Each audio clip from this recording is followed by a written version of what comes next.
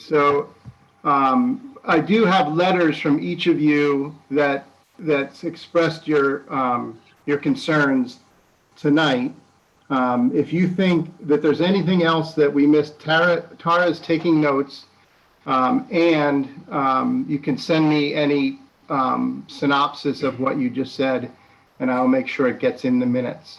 But now we are definitely recording. And are there any more abutters that would like to talk? There's one more thing this is Corey Mason again. There's one more thing that I would like to add, and I do think that something that someone touched on with the financial impacts. I think it's going to be a blight on this area. So you are going to get the people who have the most aren't going to want to be here, and I think that's a very important thing. And that's it. Thank you. Okay. All right. Well, tonight I want to introduce Andrew Campanelli. Andrew is tonight our consultant for compliance with Telecommunications Act and any potential litigation that might come up. So I asked him to come and just give us his evaluation of the application, and also just to give the board a little bit of instruction, which I think will be helpful for everyone to understand exactly how and why we make this decision. So Andrew, you have the floor. Thank you, Mr. Chairman. Since I've not had the opportunity to appear before any of you before, I would introduce myself. My name is Andrew Campanelli. I'm an attorney. I handle Telecommunications Act cases all day long across the entire United States. Every day I read decisions on the Federal Telecommunications Act of 1996. I've been doing this for about 28 years. And I guide local governments on a regular basis. So just so the record is perfectly clear, I have no stake in the outcome. It is completely irrelevant to me whether the town of Heath sees fit to grant or deny the application for a special permit. It doesn't matter to me. What matters to me is that, number one, in rendering whatever decision the board does, the board complies with the requirements of the Telecommunications Act of 1996. In addition, it is also important to me that I make sure that the board goes through the process with their eyes open. I want to make sure that the board understands what powers it may have. Very often, local boards are misled to believe that the Telecommunications Act of 1996 somehow ties their hands, that they have to grant applications, or you can't do this, you can't do that, or that an applicant gets to dictate to you certain issues of fact. And I want to dispel that right now. So one of the most important things you have to understand about the Telecommunications Act is that when it was adopted by Congress, Congress crafted a very special balancing. The material provisions of the Telecommunications Act are two subparagraphs.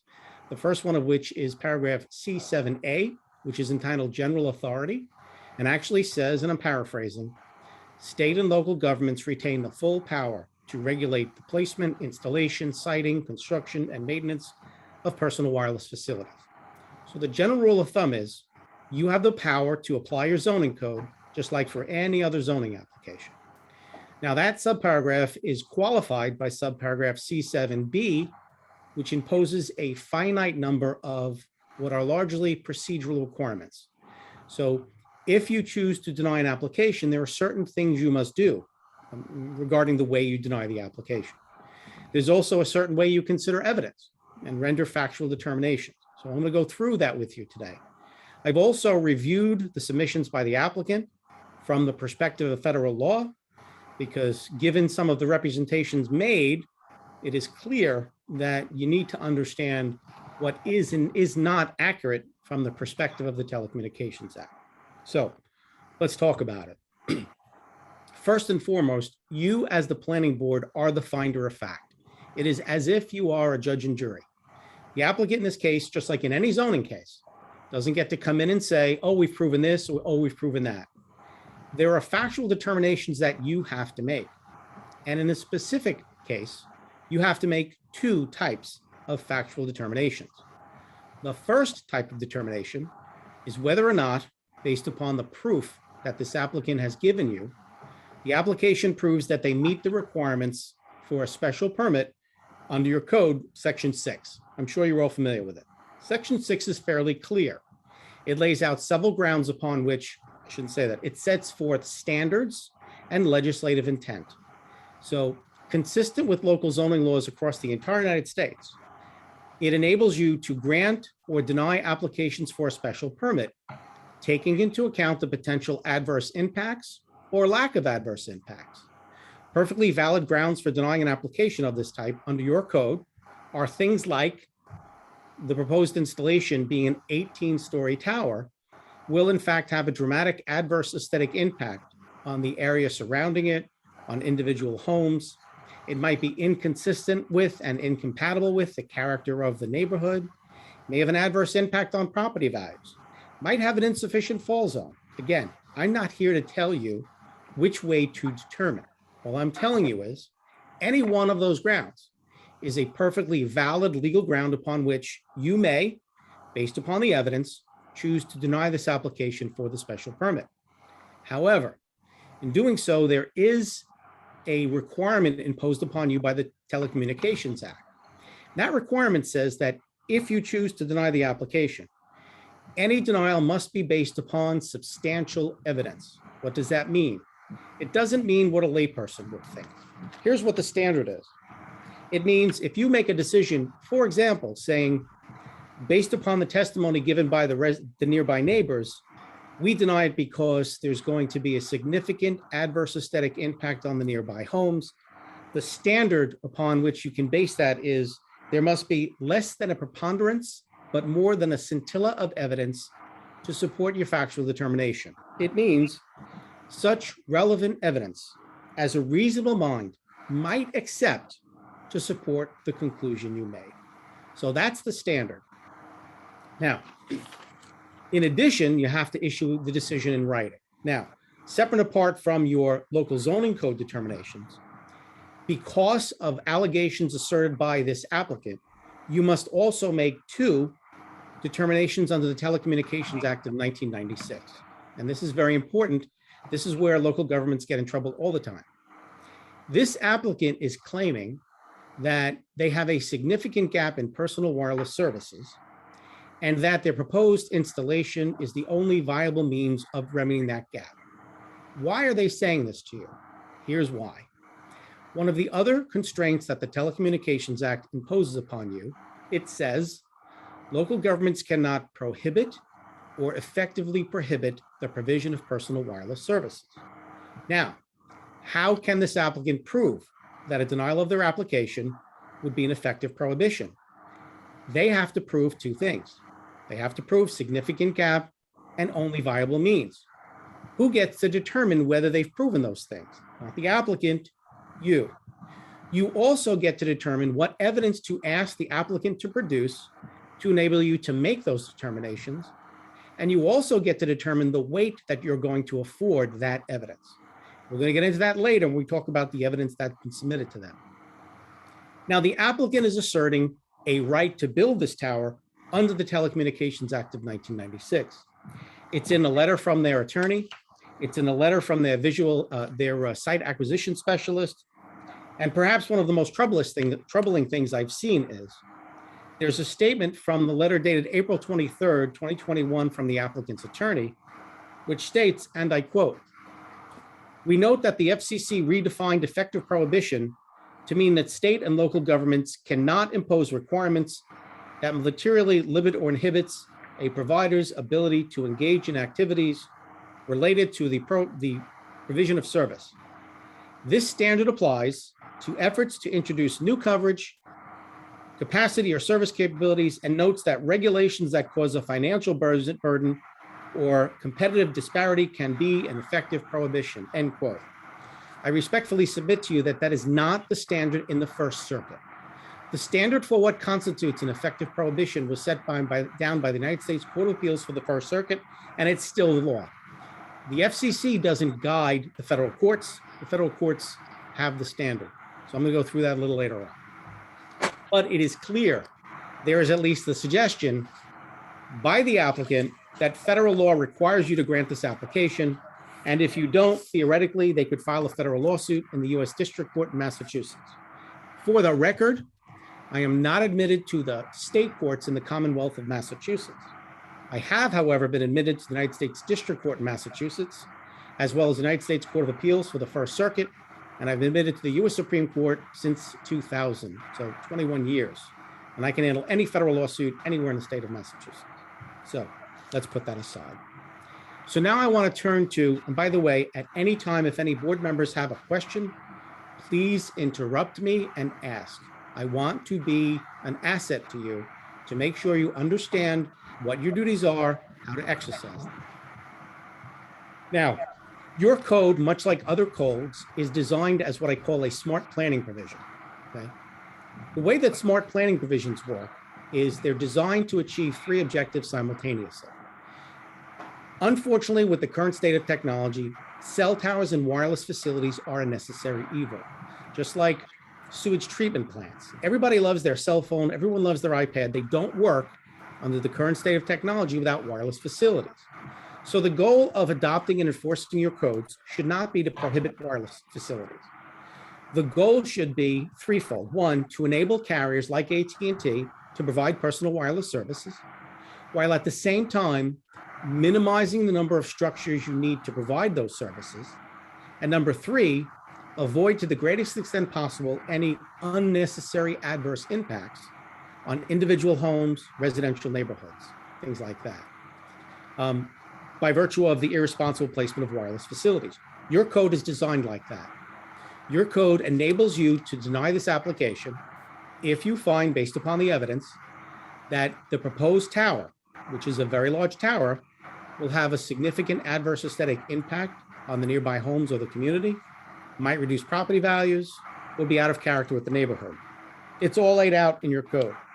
It also provides, of course, that the tower shouldn't be taller than 110 feet, which again is a completely reasonable restriction on an application of this type. And this is a significant installation.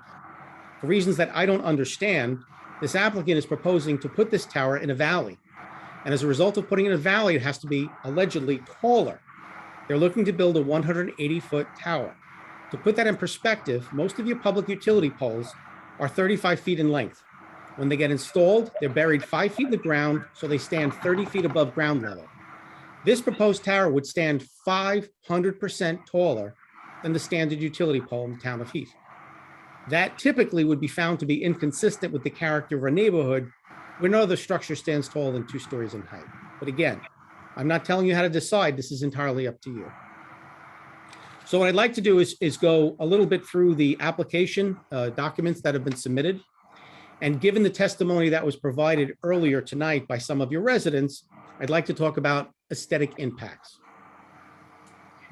One of the things that the applicant has submitted is a photographic simulation package pertaining to its proposed installation. Now, I will tell you, local governments across the country, almost all over the place, require applicants who want to build something like this to provide a visual impact analysis or a visual impact study. And what's the purpose of that? The whole purpose of requiring a visual impact analysis is to require the applicant to give you, the board, an accurate assessment of the actual adverse aesthetic impact that the proposed facility would have upon the nearby properties. One of the problems I see across the entire United States, not just Massachusetts, but all over the country, typically when applicants such as this file an application, I'm not picking on AT&T, it's all over the industry. When they file one of these visual impact analysis, one of the things they almost always do is they omit any photographs taken from the perspective of the homes in closest proximity. Now, I've looked at their photo simulation and I do not see, maybe I missed it, but I do not see any photographic images taken from the perspective of the actual homes in closest proximity. Federal judges have ruled that when a submission of this type is submitted and they omit photographs taken from the closest homes, any local zoning board can reject the submission as defective because it doesn't give you an accurate assessment of the actual adverse aesthetic impact the nearby homes are going to suffer. The name of the case is OmniPoint versus City of White Plains. It's a Second Circuit case which was handed down in 2005, which is 16 years ago. So the wireless industry knows it's out there. They know what federal judges think they should submit. And if an applicant chooses not to submit it, so be it. But from a federal perspective, unless I'm missing something, it looks like you can reject the study as defective because of the omissions of the close home photographs. Now, on the other side of the equation are the statements from the homeowners, many of which were not recorded because by error, minor error, their statements were not recorded on tonight's meeting. The recording got started late. Innocent error, but I want to talk about them. Remember, I told you that any factual determination you must make must be based upon substantial evidence. So what evidence do you have of a potential adverse aesthetic impact? Well, significantly, federal judges have recognized that the persons in the best position to know and understand both the nature and the extent of the adverse aesthetic impact they will suffer are the homeowners themselves. And so you can give whatever credibility you decide to give to the statements that you've heard from your homeowners. If they give accurate assessments of the adverse aesthetic impact, according to federal courts, that does constitute substantial evidence of adverse aesthetic impact. Ed Whitaker said that he will see this facility. If it goes up, he will see it from his front door every single day. Every day it comes in and out. You can decide whether or not that's accurate. And if you decide that's accurate, you can decide if that's substantial evidence of the adverse aesthetic impact he is going to sustain. In similar vein, the Wygans also testified that they can see it from multiple locations in their house. Now, you know the topography of your town. You probably know exactly where the Wygans live. If you find their testimony credible, you can determine that that is substantial evidence of adverse aesthetic impact. You can also listen to the testimony of Kevin Maloney and Tara Mason. So that's an adverse aesthetic impacts. Again, if you choose to make a factual determination about adverse aesthetic impacts, and you think that that is a ground upon which to deny the application, finding that it doesn't meet the requirements for a special permit under Section 6 of your code, you must reduce that factual determination in writing, and in your decision, you should identify the evidence based upon which you made that determination. Real estate values. One of the most common grounds an application gets denied is a local board will find that the proposed installation will have an adverse impact on real estate property values, especially if those properties situated next to, adjacent to, in close proximity to the proposed installation. Now, I've looked at the submission by the applicant, and more specifically, the Valentine Appraisal Associates appraisal. Once again, it doesn't matter to me if you grant this application or deny it. I'm giving you a straightforward assessment. I've seen these types of appraisals all over the country. I've seen good ones and bad ones. This one to me is problematic, and here's why.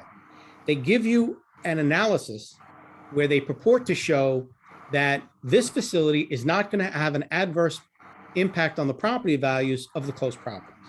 But the way they try to support their argument is by claiming that they show you values of properties with the same square footage where one doesn't have a view of the tower and one doesn't. And it shows, look, this one has a view of the tower, but this one doesn't. They're the same square footage. And the fact that they have a view of the tower didn't hurt their price. The absolute lack of supporting evidence in this submission makes it all but meaningless. And here's why.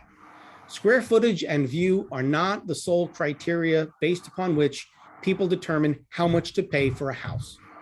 This appraisal is currently entirely void of any other factors which the average person takes into account when deciding how much to pay for a house. Is one house from 1954 and hasn't been updated? Does one house have a built-in pool? Does it have a brand new kitchen? What are all of the other laundry list of factors that were taken into account when the purchase price of this house was determined? And I've seen them both ways. I've seen good analysis where they give you all that information and ones that don't. This one doesn't give you very much. Square footage, price, claimed view of the tower. And again, these claimed views are not in the town of Heath. So you have no way of verifying whether in fact the houses that are claimed have a view of the tower. You can actually see the tower. You have no idea. If they wanted to give you an accurate appraisal, it would be very easy. All they have to do, and I've seen it done in other cases, is get an appraiser to prepare an appraisal of the closest homes to this facility. And they do a two-level appraisal. The first appraisal says, this is what the house is worth now. And level two, this is what the house will be worth when the tower goes up. And as you can see, there's no change in price. They did not give you that. The only question is there any evidence in the record based upon which you can make a determination that the tower will reduce property values? I have not seen much. I think I saw one real estate appraisal letter, but I don't know if I have the whole record. Typically, substantial evidence or documents that would be accepted as substantial evidence would be, for example, a letter from a licensed real estate broker in the town of Heath, because a licensed real estate broker in the town of Heath is not merely a licensed professional who's familiar with real estate markets. If this broker is in Heath for 10 years, they have an acute understanding of this particular market. And if they give a professional opinion saying it's going to reduce the value of the Wygans house, that could be substantial evidence of a reduction in property values. Again, if you don't have that evidence, then there is no substantial evidence to make a determination that this will reduce property values. I'll also get out of the way two other issues. There are provisions pertaining to potential adverse impact on historic properties. From what I see, there are no historic properties that could be adversely impacted. So given the record, I don't see there's any possible way that any denial could be based upon, in whole or in part, based upon adverse impact on historic properties. Along the same vein, wetlands. I see there's a fair amount of clearing being done for the access road, but I don't see any evidence in the file that this would have any significant or potential significant adverse impact on wetlands. So I don't see how that would come into play. I think it's a non-issue. A third issue I saw mentioned from some of the homeowners is health. And I want to address that one straight on, okay? One of the other restraints that the Telecommunications Act of 1996 imposed upon local governments is that it says local governments may not regulate wireless facilities based upon potential environmental impacts, i.e. health impacts, to the extent that a facility is FCC compliant. What that means is if the proposed facility, based upon evidence provided by the applicant, is not going to expose the residents of Heath to radiation levels which exceed what are known as the general population exposure limits, then you cannot consider the potential adverse health impacts when deciding whether to grant or deny this application. You can listen to residents, but you cannot take it into account. There is nothing in the record that I've seen that indicates that this facility will not be FCC compliant, so health is a non-issue. I just want to make that clear. Oh, really? That is, look, I'm telling you the state of the law. Whether I like it or not, that's the state of the law today. Now, next we're going to come to the most troubling aspect of the application. I'm going to refer to one of the most recent letters from the applicant's attorney. Please bear with me for a moment, because for some reason I don't see. Here it is. Now, two of the decisions that you have to make is, number one, has this applicant established that AT&T suffers from a significant gap in personal wireless services? We'll talk about what that means. And is this the only viable means of remedying that gap? From what I see, the applicant has not even come close to meeting either of those standards. Nonetheless, you have to make those factual determinations. And normally speaking, when a local board is charged with making those determinations, the board, the planning board, gets to decide what evidence to ask the applicant to produce.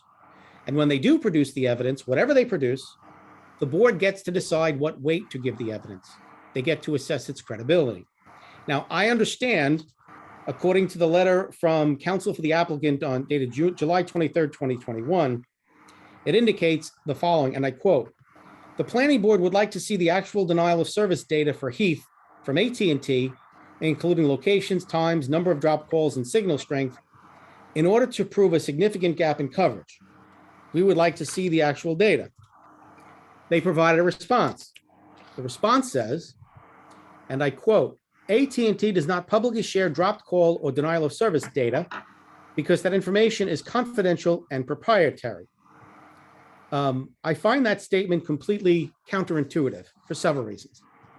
First of all, the current state of the law is, in the First Circuit, that the board gets to ask, within reason, any evidence it needs to make a decision.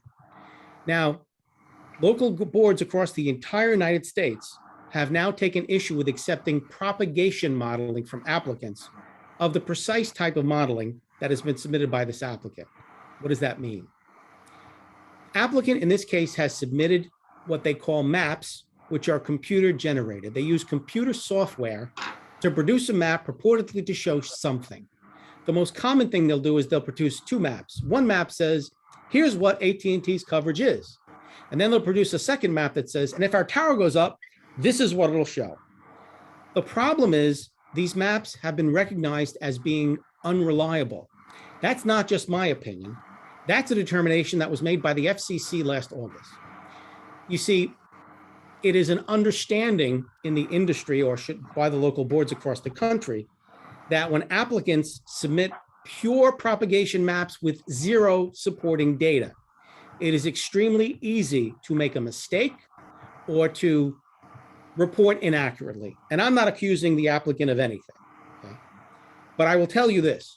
It was recognized by the FCC that when the wireless companies submit propagation maps, the maps are not accurate. It got to be such a problem that the FCC sent out its staff to do a study. And in their study, please bear with me.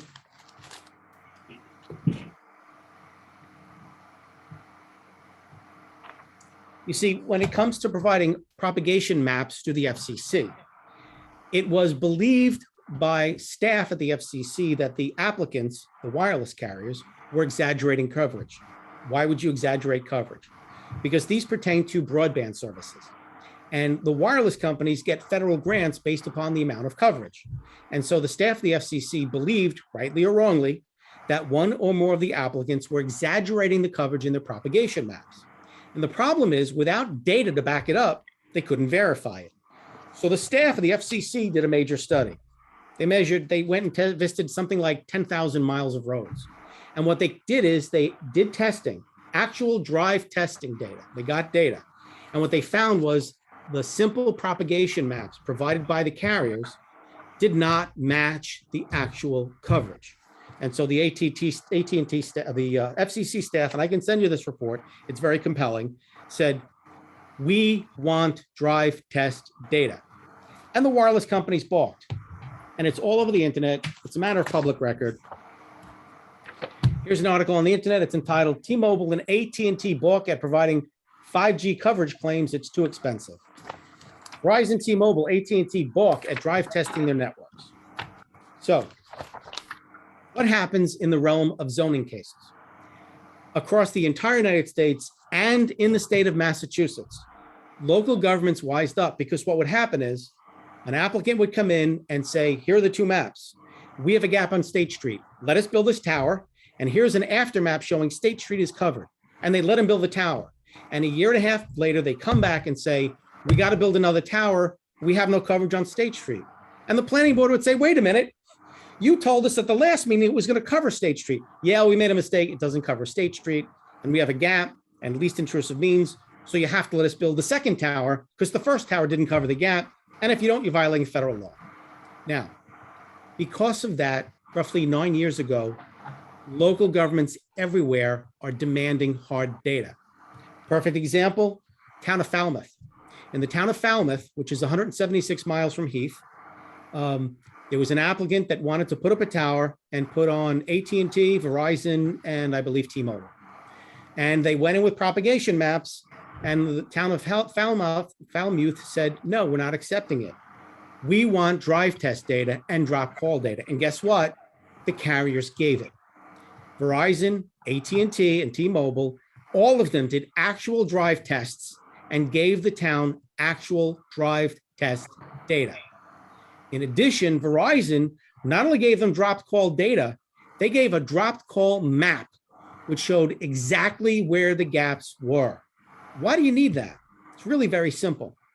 It is impossible for you under these circumstances, because I know there are gaps in the town of Heath. The problem is, without actual data, you don't know if granting this application would be consistent with smart planning. You have no idea what this is going to cover or not cover. If you get drive test data and drop call data, that will show you unequivocally, number one, the location of any significant gaps in coverage, the existence of them, the location of them, and their geographic boundaries. Then and only then are you in a position to ascertain if, number one, this is a smart place to put a tower in the first place, and number two, is this the only viable means of remedying the gap they claimed to exist? This is not the only case in Massachusetts, the town of Falmouth. There was another case 5 years earlier. There's multiple cases, and I'm going to give you the sites.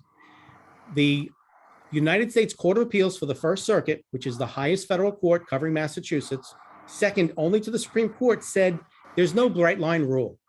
You're allowed to ask for whatever evidence you need to enable you to make a decision. And when I look at these decisions with these submissions from this applicant, they have no probative value, none. Let's look at the maps. Here are the maps. The maps that have been submitted by the applicant are not certified by anyone, no engineer. Unlike the location analysis, they give you an analysis showing the exact location of where the tower is going to be. That's certified by the engineer. These maps, they're not certified by anybody. There is zero data provided with these maps. These maps could show anything. Without any data, my view is they have the probative value of a comic strip. You might as well get your granddaughter to use 3 crayons and color on a piece of paper, because this does not show you where the gaps are. It does not show you what, if anything, is going to be remedied by putting it here. You need hard data, and it's perfectly proper under these circumstances to require the applicant to give you hard data to enable you to make the determinations you have to make, because quite frankly, without it, in my view of the evidence, they have not. Now, I'm not an RF engineer, but based upon what I see from town to town across New York, Massachusetts, and the entire United States, this does not prove they meet the criteria under which they can claim that they have a significant gap, and this is the only possible way they can remedy the gap. It makes absolutely no sense to me. I can't understand why they're refusing to give you the actual data. Now, I've thrown a lot at you so far. Does anybody have any questions? Is anybody still awake? Yeah, we're still here. I promise. Very, very awake. Okay. So, Go ahead. no, go ahead. No, I'm following. I think it's been very clear so far. Okay. So one case that I mentioned earlier is a case called Industrial Tower and Wireless versus the town of Falmouth. Now, this case is very different than what you have before you, because unlike in this case, all of the carriers gave the hard data. Each of the carriers, including AT&T, did a drive test and gave the town the data, and Verizon gave them all the drop call records. They didn't claim it was proprietary information because, quite frankly, it makes no sense. Proprietary information is the type of information that one company keeps a secret from others because it gives them advantage. Drop call data doesn't give anybody an advantage. And I will tell you, in many cases all across the country, carriers have given drop call data, not because it's proprietary or not proprietary, because it proves that they have a significant gap and that the proposed installation will remedy it. And this is a case, the citation I'm going to give you, it's Industrial Tower and Wireless LLC versus the town of Falmouth. And the citation is 109 F sub 3rd 284. It's a 2015 case. And in this case, it would be smart to read it because it goes into how the First Circuit allows local governments to ask for whatever reasonable information there is needed to basically enable them to make a decision. Another case from Massachusetts is Green Mountain Realty Corp versus the town of Milton. Again, in this case, they gave the call data. Now, in these cases, the towns actually lost because the applicant provided all the data they needed to produce significant gap least intrusive means. And so they did prove significant gap least intrusive means. That is not the case here. They are refusing to give you the data. And if they refuse to give you the data, then you're going to make your factual determinations. You're going to have to decide, did they prove they have a significant gap and that this is the only viable means of remedying it? And quite frankly, having looked at this site, I don't understand how they can ever claim that. This is a wooded area. There is so much wooded area in Falmouth. I can't imagine the possibility that they can't find a less intrusive alternative remedy, moving away from homes. They could easily put in, and this I've seen many times, why build an 18-story tower? maybe build two shorter 90-foot towers farther away from homes where nobody can see them. There is no analysis of that at all. It's really Bill has a important. question. Hey, Go. Mr. Campanelli. Yeah, Bill Grant has a question for you. Yes. I can see where the drop call data that can easily be done. Drive around and you see where you can get a signal and where you can't. How can they document what will be covered once the tower is in operation? Seems like that's going to have to be done by some kind of a computer mapping program rather than collecting data. So it seems like on the one side they could document the need, but how can they document that they're going to solve the need? That's an excellent question. So let me try to just pick it apart a little bit. So first of all, when you talk about hard data, the hard data you typically look for depends upon the type of need that is asserted. And there are two types of needs asserted. One is a significant gap in coverage. What does that mean? Ironically, the Telecommunications Act of 1996 does not define what a significant gap in coverage is. So you're going to determine that. I'm going to talk to you how you determine that. So a gap in coverage means there's a location where you cannot initiate, maintain, and conclude a call using the applicant's personal wireless services. Let's say, for argument's sake, on Route 4, there's a half-mile gap. So if you're driving through Route 4 and you're on the phone, your call is going to drop. Or if you try to initiate a call on that area in Route 4, you won't be able to initiate a call. Okay. There's a geographic area where there's no service. That is a gap in service. Okay. What about the other type, which is a capacity deficiency? A capacity deficiency refers to a deficiency where they have coverage, but the system is overburdened such that during peak periods, the system can't handle the volume of calls, and so calls will drop. Now, what type of evidence do you get for these things? Well, the easiest, number one, is a drive test. It's very inexpensive. You get a recording device, you attach it to a telephone, and you drive through the area. That recording device will record the actual signal strength every few milliseconds. So on a 2-hour drive, you may get several 100,000 readings. If they give you the actual signal strength measured in dBm, and they tell you, okay, we need at least negative 103 dBm to have service, you can look for yourself and see where you have 103 dBm and where you have worse. And that will show you exactly where the gaps are and where the boundaries are. Now you can look at where you want to put the tower. Does it make sense? Does the tower cover the gaps or not? There you go. Dropped calls are the easiest of all. Drop call data is maintained by the carriers. They can simply punch in a few keystrokes on their computer system and punch out a list of all the drop calls, or even a map, which Verizon did in the Falmouth case. They actually gave a map showing where the drop calls are. Again, when you get this, now you can see in black and white or color where the gaps are. Then you can say, you know what, this doesn't make sense from a planning perspective, because we can cover the whole town of Heath with 3 towers. We could put one in the woods, one in a landfill, and one in a junkyard. But this one doesn't cover much of the gap. Instead of using 3 towers, now we're going to have to use 5 because this doesn't make sense. Maybe the applicant put it here for the reason that it's the cheapest spot to put it as opposed to being the least intrusive. I don't know. I'm not saying they did that here. I don't know. Without the hard data, we're left to guess. You're left to guess. That's my point.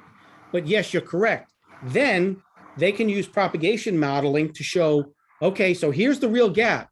If we put a tower here, this is what the tower is going to do. This is what it's going to cover. That is propagation modeling, and it's the only way to get the information because the tower doesn't exist yet. But it's pretty easy. Most of the software used for this purpose is actually pretty good. The problem is showing the gaps. You need the hard data. The FCC says they want to get the hard data. The California Public Utilities Commission says they want the hard data. And towns, Falmouth and the other, what's the other one? Hang on. Milton. Yeah, Milton. Both of them. Okay. And this is, Falmouth was 2015. Milton was 2012. This is 9 years ago. It's been a decade that local governments have said, yeah, look, this is not our first rodeo. We saw your propagation maps 10 years ago, and we realized they were false. Maybe it was a mistake on your part, Mr. Applicant, but they were false. We're not going to be misled. We want to see the actual data. And again, I've seen Verizon produce drive test data. I've seen AT&T produced data, T-Mobile, Sprint, all of them. They've all produced the data. Why won't they produce it here? I don't know. Maybe it's the expense. Maybe there's some concern that the data won't show that the propagation maps they're giving you are accurate. I don't know. But if you know you have to prove this to the board, why would you not give them the data? That's the question I always ask. And again, I am not suggesting that AT&T has in any way submitted false or misleading information. I have no basis to believe that. All I'm saying is, even the FCC doesn't want to accept propagation maps with no backup data. Neither should you. Okay, Bill, you had another question, Bill? Well, just a follow-up on that. I appreciate that explanation, but I'm still stumped on how AT&T can provide information that will guarantee that those gaps will be covered once the tower is in operation. The earlier example that was given of a town where they promised that this particular street would be covered by their installation proved to be false. That's correct. And how do they, earlier you were saying that those maps that have been generated have no signature of an engineer on them to let you know who did it and backup data to show that it was done correctly. Yes. So I will tell you that the propagation modeling software in 2021 is actually pretty good. As long as it's operated properly, there's no human error and there's no deliberate error, I'll call it. It's pretty good. So normally what you would say is, okay, fine. You want to show me what it's going to do, provide a propagation map, and I want it certified under penalties of perjury by the RF engineer, that it's accurate. You don't punish them for a mistake, but if they knowingly make a false representation, then there's recourse, and RF engineers might be less likely to submit something that's inaccurate. And again, I am not suggesting that AT&T has submitted anything inaccurate. I don't know. Nobody knows because we don't have the data. Okay, thank you. Now, they did submit a radio frequency analysis report dated February 22nd, 2021. This also suggests to me that in this case, there is a desperate need for actual data. When I read the language, it says, the coverage analysis completed by C-Square confirms the following. AT&T has a gap in reliable service in Heath, and the proposed facility will provide AT&T with enhanced coverage in that service gap. This is not a question of enhancing service. This is a question of filling a significant gap. And by the way, it's not up to C-Squared to determine whether or not this applicant proves the existence of a significant gap. Only you get to determine that at this point in time. On page 2 of the report, it says, quote, we have concluded that by utilizing the proposed monopole tower at 0 Rowe Road at an antenna centerline height of 176 AGL, AT&T will be able to provide significant coverage improvement to the residents. Okay, coverage improvement. I don't know what that means. They're not saying there's a significant gap and they must have this site to remedy that gap. It says coverage improvement. Whenever they use language like to achieve our coverage objectives, that's a problem. Page 3, due to the terrain characteristics and distance between targeted areas, AT&T has determined that significant gaps in service exist in and around the town of Heath. Oh.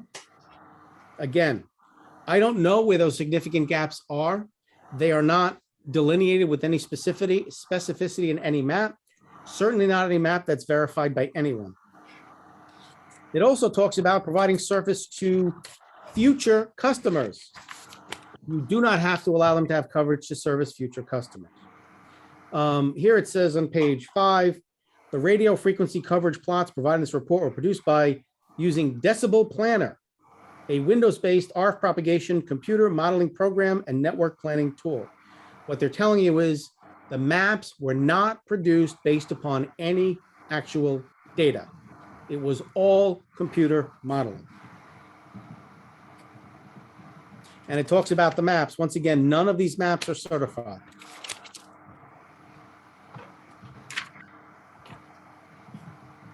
So, those are the main issues I wanted to talk about. Let's see if there's anything else.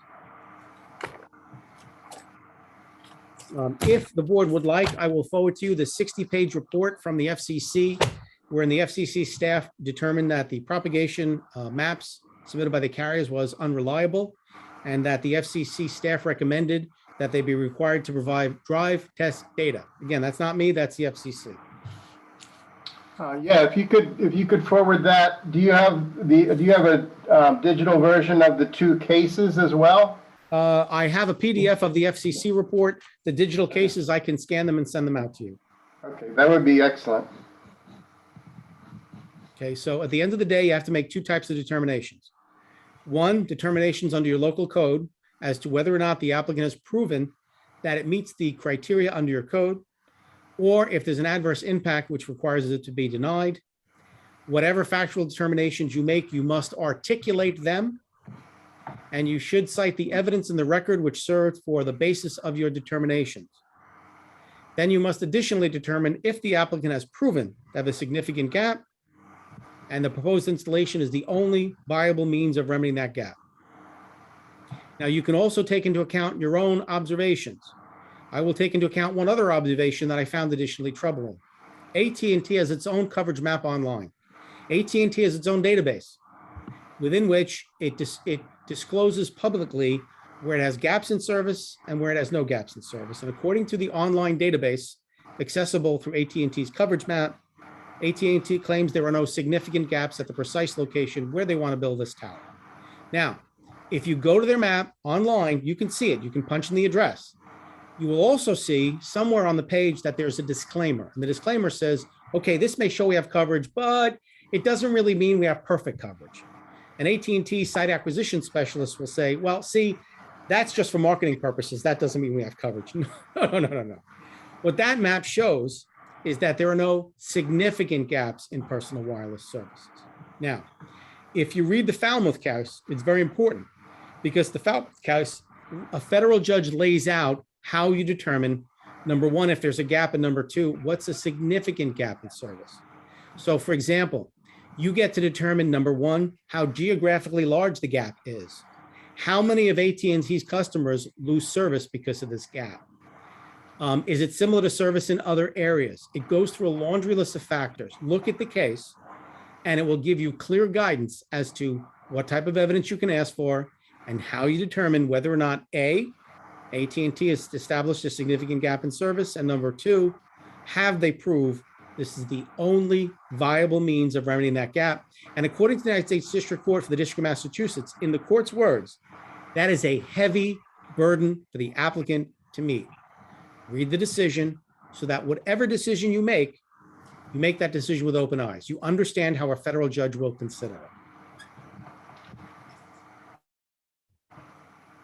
Any questions? Board, do you have any? I'm sorry if I went fast. I don't want to keep you guys here all night, but there was a fair amount to cover. Yeah, no, I think that was very clear. Go ahead, Bill. He's answered my questions. Oh, okay. Peter, do you have any questions? I don't have any questions, but I would like to thank Mr. Campanelli for a very thorough and very enlightening presentation to the board.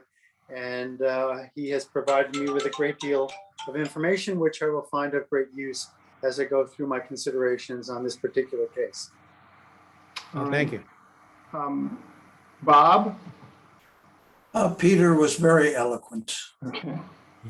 All right. And, well, I definitely want to thank you as well, Mr. Campanelli, but I'd also like to give Ed the floor if he would like to answer any of those issues. So you go ahead, Ed. Thank you. Thank you, Mr. Campanelli. I haven't had the pleasure to meet you, but I did appreciate your neutral comments. Pleasure to meet you as well. With respect to our application. And I appreciate your points. I do want to make some clarifications. However, the coverage maps laying over the desk there were submitted as part of a radio frequency report by C-Squared. And that was certified by the engineer. So taking the maps in seclusion like that may lead one to believe that the maps weren't certified, but they were based upon a report. And I don't think you quite made it to page 7 where the certification is in C-Squared's report, but if you want to take a look, I think you'll find that it's there. Very little is submitted in Massachusetts subject to perjury, but we do certify the submissions that we do make. So let me talk a little bit about the gap. But there isn't a lot I disagree with. That's what we have to prove, and that's what I think we have proved. I take exception to the neutral position on the evidence that we've submitted. I think it is substantial. I don't know if Mr. Campanelli's review included the review of the board's consultant. The board retained a consultant to look at our filings and to determine whether a significant gap existed. I think everyone concluded that there is no service. The whole town of Heath is a significant gap. There are no towers in Heath. I don't know if you're aware of that, but there are 0 towers. This would be the first tower. At the outset, when they hired the consultant, we provided all of our information from C-Squared. We have never been asked for a drive test. It's something I'm clearly familiar with. I can tell you that we don't share drop calls. We don't share blocked calls, information, that sort of detail. But I think, you know, my response... Just a second, Ed. I did ask for a drive test on the very first public hearing, so we can go back and look at that. Yep. Well, Mr. Maxton certainly didn't, had no interest in it. This is the first time it's been raised that you don't agree that there's a significant gap. So our report showed that. We paid for your consultant who confirmed it and frankly, verified. We have no business with Mr. Maxton, so I don't want it to appear that, we're somehow involved. We submitted our information. He reported to you. Nobody came back and said, gee, we'd like to see you verify this with a drive test. So a drive test is going to be where we go to the location where we're going to put the tower or somewhere nearby. We raise a transmitter up, preferably to the height we're going to propose. And as Mr. Campanelli said, we drive around with all this sophisticated equipment and measure, where the signal is, where the signal is not, and produce those coverage maps.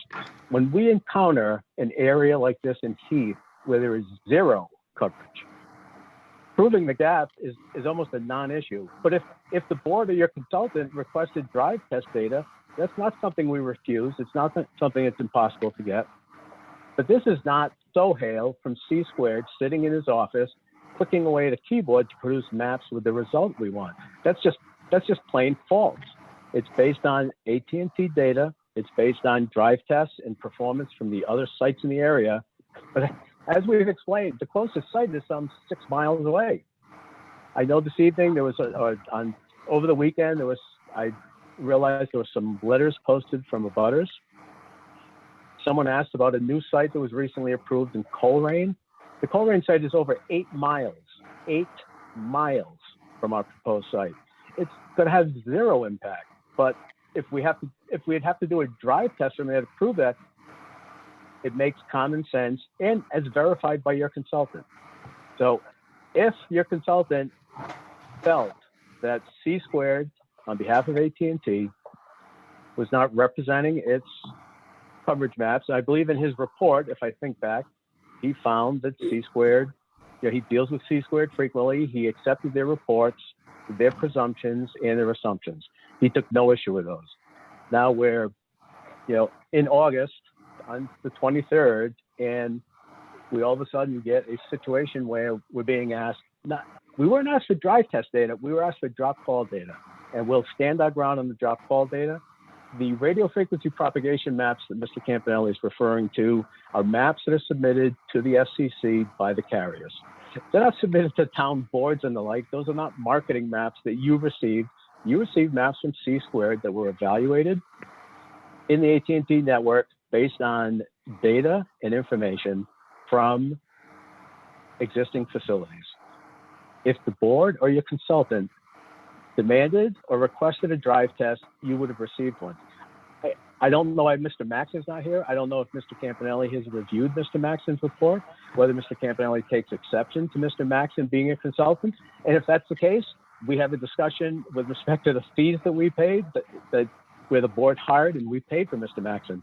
So the whole purpose, not of a legal analysis, and I don't think Mr. Campanelli is a radio frequency engineer. I don't think he's a real estate expert or a real estate appraiser, and we all need to stay in our lanes. You don't hear me talk much about evidence of mine. I don't present it. I present evidence. I present evidence from other parties, from other studies. So you'll hear me refer to evidence. I don't make judgments on the evidence. I advocate, and I advocate for the evidence that we've produced. I am a little bit put back that we're now discussing a drive test, which wasn't requested. It wasn't requested in the letter that I responded to at this late point in the game after the board hired a consultant of your choosing, not of ours, of your choosing. The photo simulations. So there's one little difference between the case that Mr. Campanelli cited, which I'm familiar with and I've looked at many times, and that is that case on the photographic representation was because there was no notice given. The carrier went out and did their own balloon float, did their own evaluation, site evaluation with, photographs, a visibility analysis, if you will, but they didn't tell anybody. This is the whole point. We went through painfully to have a meeting with the board to determine when the balloon test would get scheduled, how it would be published. We have been incredibly transparent, asking for photographs from folks. Doug, I think, with the prior chairman, we went through, probably an hour trying to schedule this, make sure everybody was aware of it, send pictures to us. I got very few, if any. I don't think I got any. So, the difference is the court in that case, and look, we're not in a court of law. I'm just telling you, the court in that case, there was one big difference. Nobody was aware of the test. In our case, and maybe Mr. Campanelli's not aware of it, it was advertised. We went over it. We met with, I think we had a meeting prior to where abutters came, and we said, send us photographs. We can digitize them in. We don't go on private property. That's not what we do. That's not what the planning board asks us to do. It's to fly a balloon test. And when we scheduled the balloon test, we specifically said, we do not go on private property. We don't go and ask everyone to go on. If someone invited us to go, as long as we had the appropriate waivers and indemnifications, that's something we could do. We got no request to do that. You've requested to go onto our site, and you see, we're very easy to get along with. We get you access. We just make sure that everybody's insured, everybody stays safe, nobody, incurs liability. So the gist of the other case was nobody was aware of the balloon test. So it was submitted as though everyone had a chance. We did the opposite of that. And I'm aware of that case, which is why we do the opposite of that. We have nothing to hide. I have never once, and I think I've probably said too many times, I've never said this will be invisible. It's going to be seen. Infrastructure is going to be seen. Electric utility poles are seen. Some people are going to be impacted with the visibility. But as an FCC licensee, we're allowed to provide the service. We're not allowed to build towers. It doesn't say AT&T can build towers because AT&T provides service. And if there was a water tower at this location, we'd be attaching to that and then going elsewhere to see how we complete the coverage in Heath. The other thing that I was very clear about when we started this process was that this site in Heath is probably not commercially viable. In other words, we're trying to cover for a public safety perspective, Route 8A. That's a state highway, which we've gone through, I don't know how many iterations of, how many calls are out there, how important that is to get covered. I think in your recent packet, your police chief, submitted a letter of support. The Commonwealth of Massachusetts has submitted a letter of support. You're not going to get 3 towers in Heath. I mean, this is what I explained to the board going in. So the idea is we maximize the coverage. Mr. Maxon, as part of his review, opined to the board that there was very limited visibility. Now, I get that the folks at 43 Knott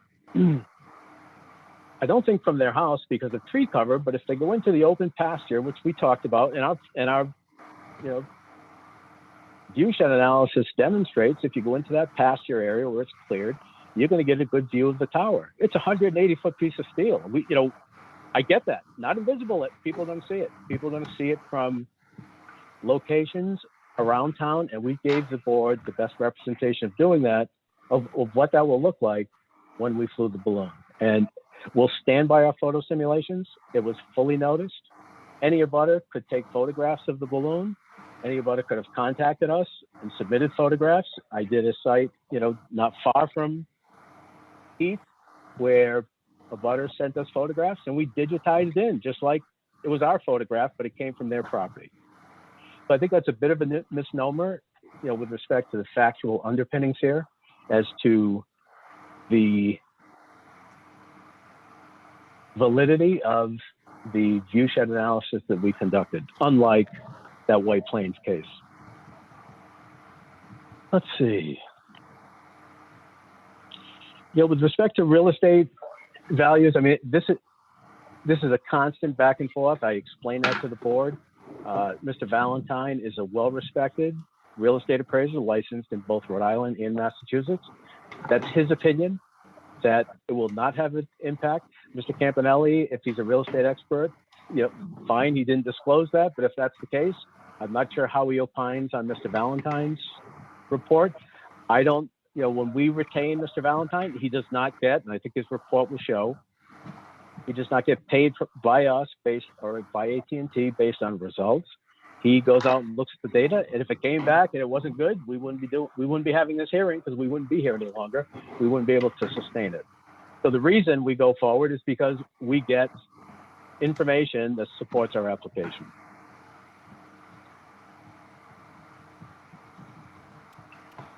With respect to alternative sites, at a number of the hearings, we have gone through some of the alternatives that were suggested. I mean, there are no existing structures, and if anybody's taking exception with that as of this date, we need to know that right now because that's just not the case. Mr. Maxon confirmed that. Our radio frequency engineers have confirmed it. Our site acquisition people confirmed it. So if there's a very tall structure in Heath that rises above the tree lines, no one is aware of it through the 1, 2, 3, 4, or 5 hearings that we've held. Likewise, I'm sorry. Who was that, Peter? Did you want to say something? Fantastic. Not exciting? Hey, Peter. Oh, sorry. No, I was talking to Elena. Sorry about that. Sorry.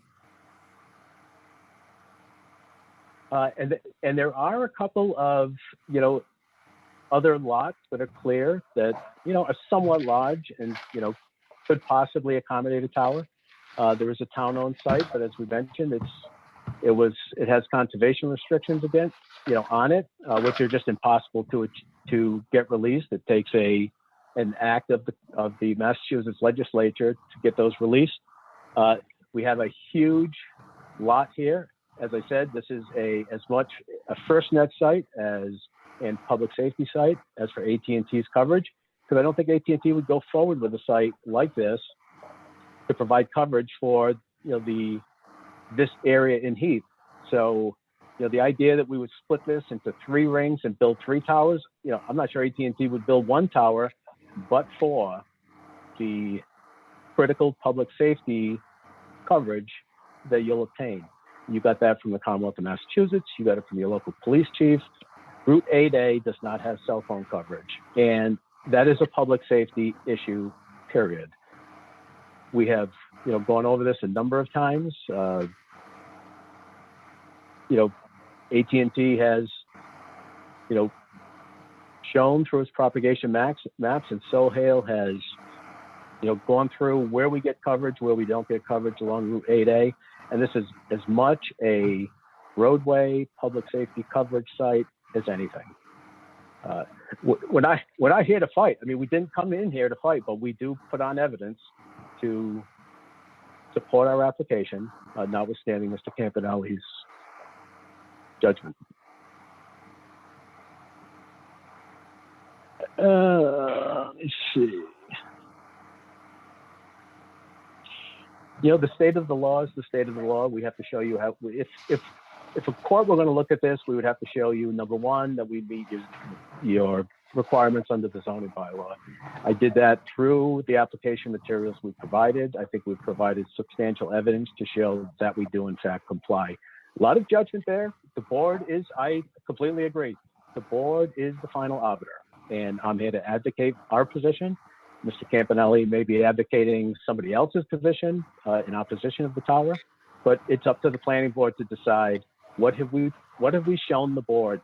But the idea that our coverage maps are not certified, our coverage maps were not verified by your consultant and are invalid, to me is just ludicrous. And I'll stand by them, and AT&T will stand by them. So that's the gap issue. With respect to other locations, as I said, we've gone through these hearings. Nothing better has come up during the hearings. We've presented our findings on alternative locations. We're not here to pick a fight and have a lawsuit. The idea is our attempt is to demonstrate to the board that we have the gap, and this is the most feasible way to solve that. I've heard no other property mentioned. It's like, we get things that are just thrown against the wall to see what sticks. I get that. I mean, I deal with this every, hearing I go to. So we've demonstrated the gap. There is no feasible alternative. They don't exist. They're not out there. And if they do, no one on this board, no one in the neighborhoods have suggested something that works. And not to say, well, we're going to go to we can split 3 towers or we can make 2 towers. It doesn't have to be 180 feet. This 180-foot tower is what AT&T needs to produce what it's requested to fill those significant gaps. I'm going to shift gears a little bit so that I can get the rest of our information in. So I feel like we've closed the loop on all of the comments. I think, we've done the best we can to address every question. There are a lot of opinions in the letters that I received through the planning board. And I can't really address those folks' opinions. I had hoped that, I would be convincing enough. And if I'm not, I'm not going to get them at this late date. But with respect to the wetlands, we've been back and forth on this, and we are in the position where we're applying to the Conservation Commission. We've agreed to submit a notice of intent under Massachusetts law and the local bylaw. Those will be submitted to the Concom sometime this week. We don't expect there to be any issues with the Conservation Commission and the wetlands. We did go out and have them delineated, as I said we were going to do, after the tower and access drive got staked. So the Concom will do what it's going to do with respect to wetlands. And I think the board, we have to comply. There's nothing we can do is to say we won't. We will comply. We'll satisfy the Conservation Commission. And I think that should be acceptable to this board at this point. Whether you make it subject to that, we can't pull a building permit without getting Conservation Commission signed off. There was a lot of discussion in one of the letters about our NEPA filing. We did post on the town's website our NEPA checklist that shows that we have no adverse issues. The way the NEPA works, and I actually have a member from EBI here if there are any specific questions, but AT&T goes through and reviews for all of the protected areas for a federal action. As I mentioned, we're a federal licensee. We're subject to the National Environmental Policy Act. So EBI is retained by AT&T to go through, reach out to all of those federal agencies within certain parameters to get sign-offs. You'll see from our NEPA report, we got sign-offs or failure to respond, which is a sign-off under the program that's out there, so that nothing we're doing under our federal action violates any of the NEPA provisions. I know there's some discussion about bats, which Mr. Maloney, had raised, and I would just suggest you take a look at page 71 of our NEPA, and you'll see the letter that came back from the U.S. Fish and Wildlife Service, from the U.S. Department of the Interior, saying that they've received our filing and that once 30 days pass, unless we hear from them, there's no adverse impact. Likewise, I got a lot of comments that the local historic entities were not contacted regarding the SHPO process, the Historic Preservation Office process under NEPA. I submitted to the board, and it's in our NEPA. The local historic folks were contacted. So it's these sort of frustrations. You know, the commission did get contacted. I think there was a committee also that was contacted by EBI through that NEPA process. So in fact, the locals were contacted and no comments were received by us. With respect to the generator, we are hundreds of feet away from any of the property lines. We submitted a noise study that will comply with the requirements of no more than 50 dBA at the property lines. In fact, I think our report concludes that even with the generator running, it's the sound of a air conditioning unit at the property line, and we don't know how far the properties and the houses themselves, but I can tell you in my neighborhood, we lose electricity, generators fire up. That's just the nature of the beast. And because this is such a critical public safety installation, we are hardening the site. We provide generators on all of the sites. And the idea that either an intermittent testing of the generator once a week, which we can program, and planning boards many times, place a requirement on when that can be done. But we're hundreds, if not over 1,000 feet away from most residents or anybody that's going to be impacted by the sound of a generator, and we comply with the noise standards. There was one, and I'm happy to share with the board if they'd like. Today we ran a plot for that site in Coleraine, and I'll submit this to the record from Sohail. As I said, the location of the tower is 8.3 miles, and I'll have Sohail jump on for 1 second, and I'll ask him one question. And Sohail, with this site in Coleraine, which was recently approved by the Coleraine Planning Board, address any of the gap issues of the tower in Heath labeled as MA 4795.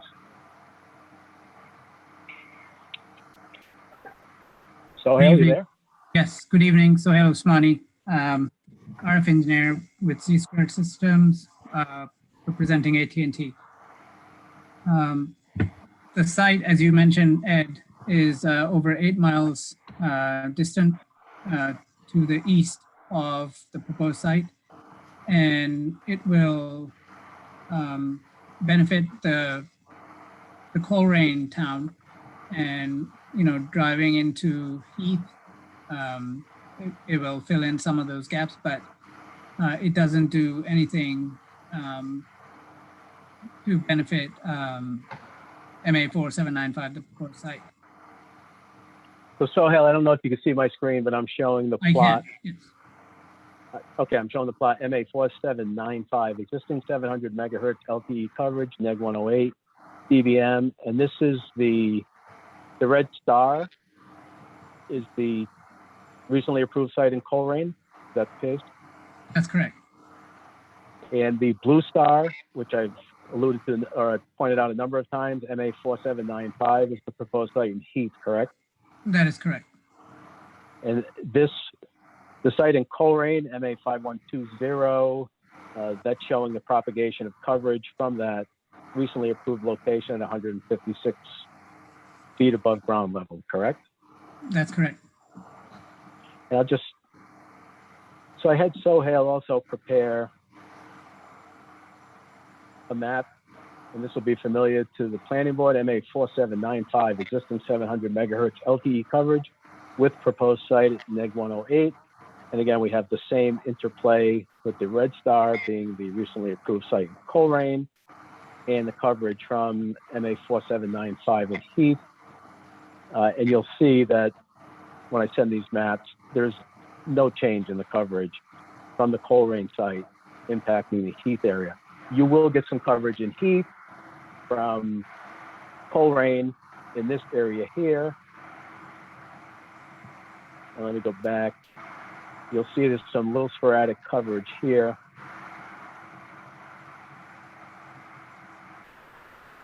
and these will be submitted to the record as soon as I can email them over to you.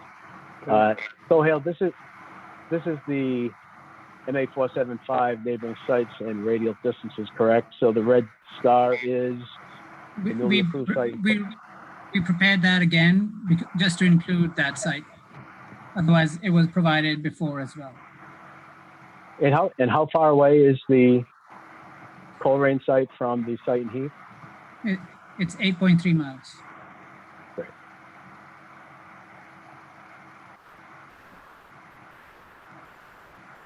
Mr. Chairman, I think that's, and we provided the topo map once again, which was already submitted to the board. You have that in your information packets. Okay. Let me see if I can figure out how to stop sharing here. Can I just say one thing? Of course. Yeah, I mean, it's more of a comment about what was said by Mr. Campanelli about, the granddaughter using crayons and producing some similar maps. I just want to say that, this is a very technical aspect of the work that we do. And there is a lot of, very specific information with respect to the elevation, the terrain, the clutter, the output power of the transmitter, the antennas, the directions, the height. It is so specific that we try to, and being an engineer, we try to get it as accurate to the pixel level as possible. If I see some pixels mismatch between two plots, I will investigate that and have that redone. So I find it, for me as an engineer, to be listening to someone say that have a little child prepare maps using crayons, I am honestly I'm offended by that statement. And you should be, and it's insulting because a lot goes into it, and I understand Mr. Campanelli is trying to make a point. With that, Mr. Chairman, I think I've addressed whatever I can address. The case law is the case law. The cases are the cases. We feel we've presented a transparent application. If the board has questions, feel free to ask them. And I wish that the board and Mr. Maxon had, if the town's going to take a position that drive test data or drive test was required, then God, I wish it had been done at the first hearing. And Mr. Maxon had absolutely no qualms about what was provided, by him. We don't have any, I know I keep hopping on this significant gap. I don't run into many places where there's no coverage. I'm typically nibbling at the edges as to whether the gap's significant, whether the gap's not significant. You don't have coverage, period. You don't have coverage along a significant state highway. You don't have coverage in that, forest nearby that people walk through. People can't make phone calls on their cell phone. I mean, this is the nature of where not where things are going. This is the nature of where it exists today.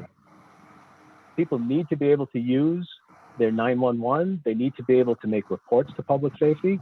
And this tower gives the town of Heath an opportunity to do that for all of its citizens, understanding that it is infrastructure and it is visible. I didn't come here day one, as I said, to pick a fight. This is a matter of no coverage. We've heard nothing. We've provided evidence that there's nothing existing, that there's no better location, and that's irrefutable as of this point. We have gone and we've submitted the real estate study. I would agree with Mr. Campanelli. Other than, comments and beliefs, which just aren't borne out by the facts when you review the sales of properties. With that, I'll close my comments. I'd be happy to answer any questions. And if there are any questions with NEPA, I would just say, if there's still any questions with NEPA, because I would like to, get Patrick off the call. I do have Patrick Tilley here. So if we could take those first, I think it's kind of a, factual, straightforward determination. If people have questions about how, the NEPA process works, that might be the best line. Then we cut Patrick loose and I'll stay for as long as you want. Okay, Bill Grant, you had your hand up? Yeah, I'm looking at the coverage map that was presented to us. And the green, as we've talked about before, is the existing coverage. Covers parts of Heath, particularly southern. And then the 136 foot in yellow, and which covers a good deal of up in northern Heath. And then it goes to 156 and then 176, blue and red. Those two jumps, first 20-foot jump from 136 to 156, and then another 20-foot jump from 156 to 176. Looking at this map, hardly change the map coverage.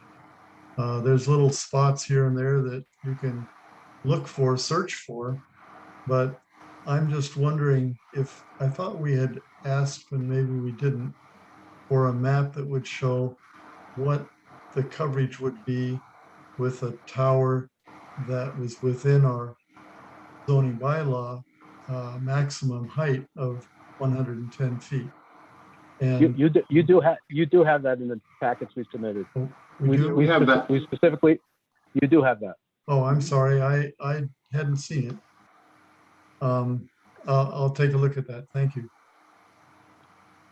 And if I could just explain the reason for the 20-foot increments is just that, when you're moving the tower or the antennas, that's really what is the driver. When you're moving them up 10 feet, you just don't see much change. So, we did the 20 feet. We acknowledge, and I think Mr. Maxon suggested that, the difference in coverage is not going to be significant between, a tower of 180 feet or 160. But it is more, if you're going to put a 160-foot tower, you might as well make it 180 and get all of the coverage you possibly can, especially in light. And again, I can't quote your consultant, but if you take a look at his report, there is not significant visibility, especially, with a 180-foot tower. You would expect visibility everywhere, but it's in a location on a large enough sized lot that anyone standing on the ground in a non-cleared area, again, it's not invisible. It's going to be visible from folks, and it's going to be visible from the folks at 43 knot. But whether you're looking at 140 or 160 or 180, you'd want to maximize the coverage that you can get, maximize co-location opportunities. And I know Ms. Mason, is going to see the pole when she's out in that pasture area. We've acknowledged that, and all of the information we've provided, confirms that. But it's not invisible, and it's not going to be at a height that's not going to be visible, or it's not going to get built. AT&T is not going to proceed, or they're going to take some other action. If it doesn't work, it doesn't work. All right, go ahead, Bill. Well, I'm just wondering, Doug, have you seen the map that does show the height coverage from a height of 110 feet? I can find it. I don't have it right in front of me, but yeah, we have it. Oh, I'm just, when I look at this map, it just, to me, you go up to 176 from 136, and I don't really see any significant additional coverage. So I'm wondering if the purpose isn't of going up to 180 feet, isn't really to get more coverage. My only assumption is that it must be just to get more co-locators. And Yeah. I assume that at a lower height, there would be room for fewer co-locators, which would mean a couple things. It would be less visible, and it also would maybe not have many, I don't know how many co-locators might come, but say 4. So that'd be 1 generator instead of 4 generator or 5 generators going. And I also, about the generators, was wondering if they couldn't be acoustically isolated so that when they're running, they're really very quiet, as quiet as they could be, and still not interrupt the efficiency of the generator. 50, Yeah, and I mean, this is where, things like conditions come into play. So, if the board were to approve the location and the generator and wanted, because of, I mean, we comply with the noise requirements, but, in light of, concerns by the neighbors, then, that's something the board can place a condition on. It's not going to be silent, but there are things that can be done, and this board can accept that testimony and try to address that through conditions to add noise attenuating components to the installation. We've never said we're unreasonable and not trying to address issues. If that's what the board wants to discuss, we're happy to discuss it. Okay, thank you. You're welcome. Peter or Bob, you have anything to add No, or ask? no, thank you. Ed, can I just add something to Mr. Grant's question or comment? Yeah, go ahead. Go ahead, Sohail. Yeah. So Yeah. as Mr. Grant, as you noted, the maps, the colored maps for height analysis, they depict the difference in coverage at various heights, as you noted. To the untrained eye, or it's very difficult to observe a real difference between the various heights. But if you and this is a reason why I was curious to see for myself as well, how much difference would there be if I went from 176 feet to 136 feet, and we ran that analysis by running population coverage. How many less pops will be covered? How much less area is covered when I'm dropping the height by, from 176 to 136 feet and up by 40 feet drop, and the roadway coverage. So thanks for showing that, Ed, very helpful. So if you look at the second last, actually the third last column to the right, it says loss in coverage 176 feet minus 136 feet. And there you can see there's about 4.29 miles of roadway coverage less when you drop the height from 176 to 136 feet, which you cannot observe in the map because, you got to put the scale into perspective. What is the scale of the map that I'm using? And, when you take that into real life, that's a huge chunk. A very tiny roadway in reality will be, probably a few fractions of a few points of a mile.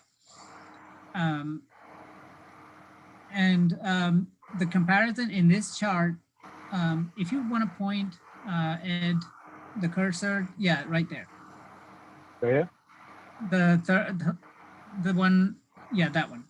So this is the one that will give you a good idea of what you're losing when you're dropping the height by 40 feet.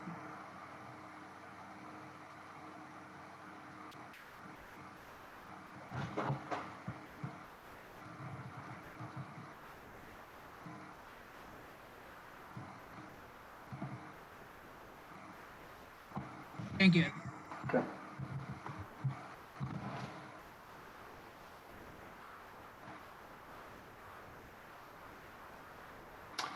All right. Anybody else have any questions?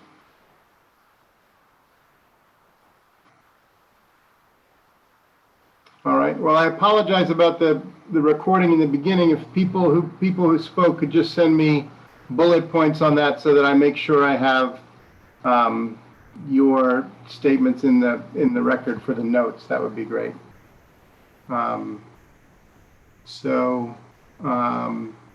Do we have a motion to close the meeting? So moved. Well, wait, we've got two meetings, so we're closing the public hearing, not the planning board meeting. We have another person that's doing a solar project that we have to call up. Bill, go ahead. Yeah, are we ending the public hearing or just closing it? What am I trying to say? Yeah. Continuing of the public No, hearing. we're closing the public hearing. Okay. Bob made that motion, Peter seconded. Is that correct? And all in favor? Doug, aye? Bill, I. Aye. Peter, I. All right. Well, thank you, everyone. So we're still in our planning board meeting. Yes. So we do need to, one thing that I'd like to do with everybody here is make our next planning board meeting at which we'll have to make a decision. And I'd like to do that, if the board members can do it, on September 8th at 7 o'clock, which is a Wednesday.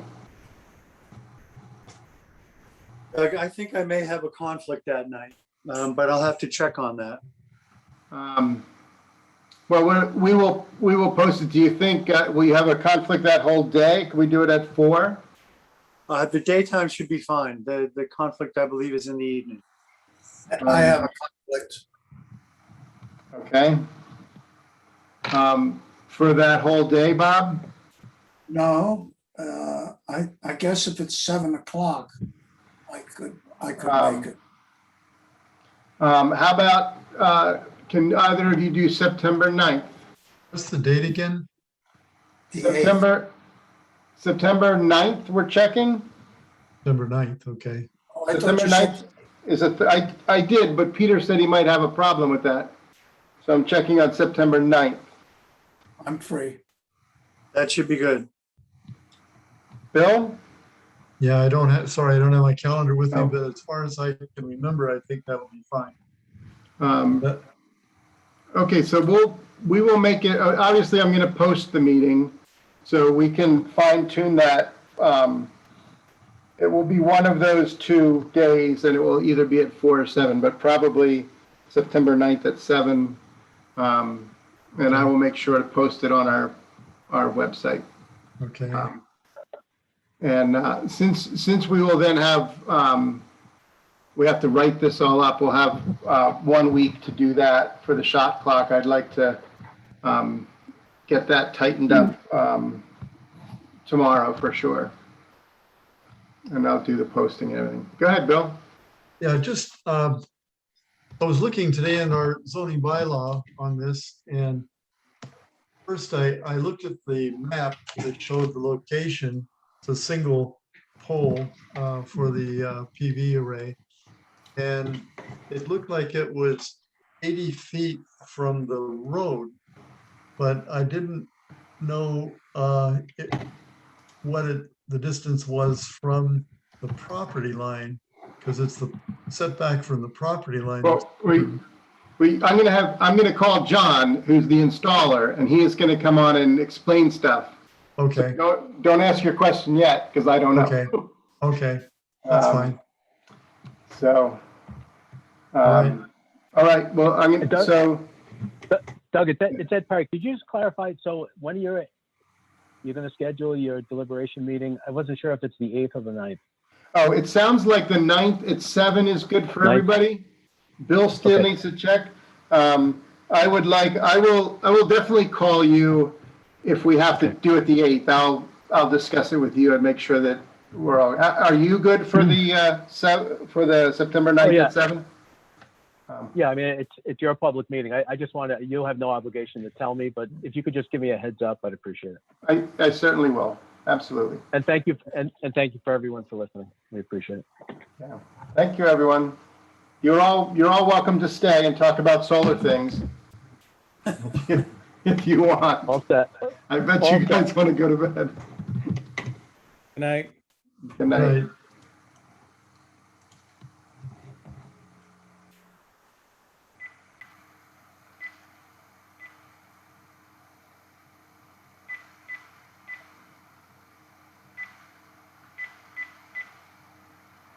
people dropping out? Hang on.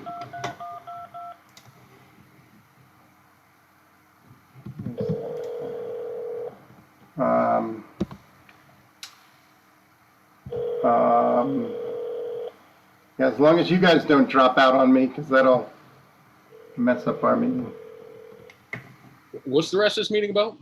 A solar installation at Brian DeVries's house. Oh. Well, good luck with that. Thanks for have a good evening. Good night, Jesse. Thank you. Good night. Have a good one. Hey, it's Doug. Could you have John, huh? Yeah, you need to log in. Yeah. Did you? So it's gonna take, we kind of figured you guys were like, forgot about us or something. Oh, no. That's why I didn't want you to be on this long. We just got done the public hearing. Yeah. Well, we could do it on the phone, maybe. Does that work? Well, let's try. Let's see. So, for the record, we do not have Tara. Can Bob? Could you just take notes for whatever we do for the last little bit? Is that possible? Sure. Okay. All right. So I have Claire and John on the line from the solar store of Greenfield, and they. Oh, you changed it, didn't you? What? Yeah. Do you have a new name? Yeah, it's Greenfield Solar. Okay, Greenfield Solar is their company. They are proposing a solar installation at Brian DeVries's house, I think, right? Yeah. Okay, and it's Really on this farm. and it's a pole mount. Yep. Yeah. All right. So Bill, what was your question? Well, this unfortunately, I didn't print it out, so I don't have it in front of me, but it was showing the location of the array, the pole-mounted PV array, and the distances to the property lines for this to show the required setbacks. But the one from the property line next to the road was showing the line coming from the road actually rather than the property line.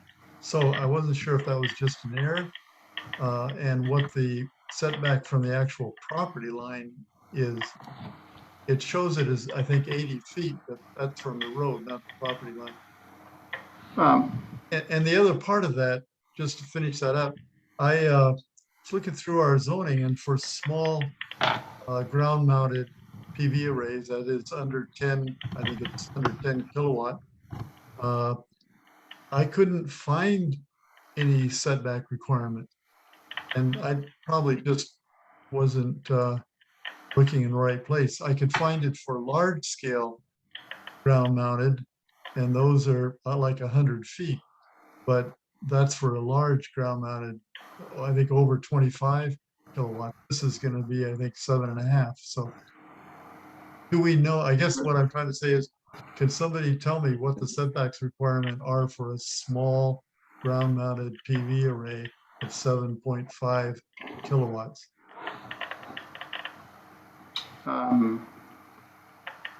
Would that be the same as any structure for a building permit? Well, it's a good question. I don't know. I can't go to the planning board and take notes, so it's obviously whatever's in our. Claire, did you look up this? We'll ask Claire. What are the setbacks? Claire's voice has changed. Hey, John. I've had a voice change. Well, So you may have to translate some of that, Doug, because I couldn't hear anything that Bill was saying until he said that he couldn't find setbacks for small solar. He could find it for large scale solar. And all of those town bylaws were written around the same time. And the towns copied one from another. You know, when they did the large scale solar bylaws. Yep. And what them have adopted is that small scale solar is, like you say, the same as any kind of accessory building or accessory structure. Okay, And they differentiated large scale solar, right, give it more setback, because they're larger arrays and want them more screens from the road. right. Can you ask John what zone this is in? Do you know what zone is in? Is it in A, B, C, or D? It's probably C. It may say that in the paperwork that Claire made out for the site plan review, which I need to open my computer to get. I had it open before we left the office. Do you know what site that is in, A, B, C, or D? What zone? C. I'm sure it's not B because that's Mohawk Estates. Town has different zoning. But if it's on the road, it's got to be C, right? C. Yeah, we know it's C. Yeah. Okay. Yeah, okay. Because D is the back lot stuff, and if you're on the road, you're not D. So would it be the setback for a single family home, for a duplex, for a business? It would probably be whatever the smaller is, or even like a, I don't know if there's an outbuilding setback or a, Well, it does just have three choices: single family, duplex, other than accessory, or a business or industry. What about accessory? It does, right? Well, that's again that I'm looking at version 3.2, Yeah. and I'm not totally sure that it's accurate, but for the front setback for a single family home is 50 feet. Mhm. So if we were going to say, well, it's got to be at least 50 feet so that it's no closer than a single family home could be.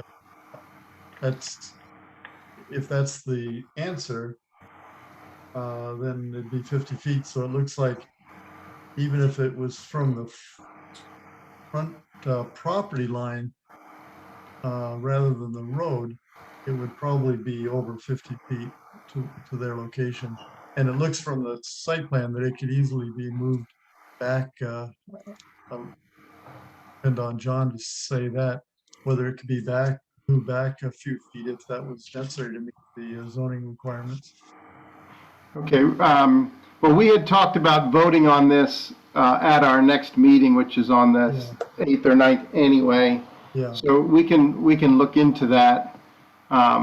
Was there any other questions for John, since I have him on the line? Well, the only confusion I was seeing, this what brought my attention to this, is that the line from the installment of the single pole PV array to the property line isn't shown. It's showing the distance to the road. So I just wondered if they could give us that number. I can have Claire change that. Yeah. And do you know what the distance is from either the edge of the road or the center line of the road to that property line? And then what I could do is whatever you guys vote for, or whatever we figure out, I guess, is the proper setback for it. And my guess is that it's same as accessory structure. Yeah. Which, is what most municipalities do. Right. I can just make sure when I go up and stake it with Brian that, we leave plenty of room. Yeah. For that property line, not to the road. Yeah. I think, what Claire laid out for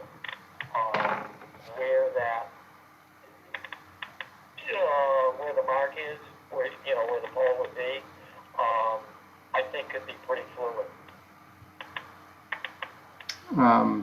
Okay. In other words, there's plenty of room on that property that we could move it Right. back if we need. Right. Yeah. Okay. Well, yeah. If you could redraw that, I think it's very safe to say that it's an accessory not a single-family home. And we will just go through the formality of voting on it at our meeting, which I think is going to be the 9th now at 7, not the 8th. Not Thursday, the 9th of September. And as long as that works with your time frame, that would be the safest bet. Yeah, that would work with our time frame. Yeah, do you need us at that hearing, or you're just gonna? No, if you send us the info, I don't think we'll need you at that hearing.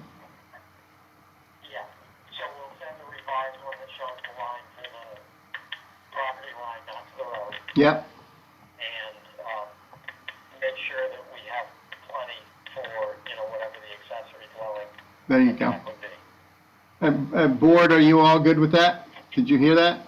Yeah, That's Okay. fine. Okay, everybody says that's fine. Okay, wonderful. All right? And yeah, you can just send that to me. I'll send it to the board. Another hearing, but you guys will go along without us. Yeah, exactly. Yeah, very good. Okay, sorry to wake you up. Thank you all. Have a nice night. Right. Just got home from the office. All right. All right. Have a good day. Bye-bye. good. All right. All right.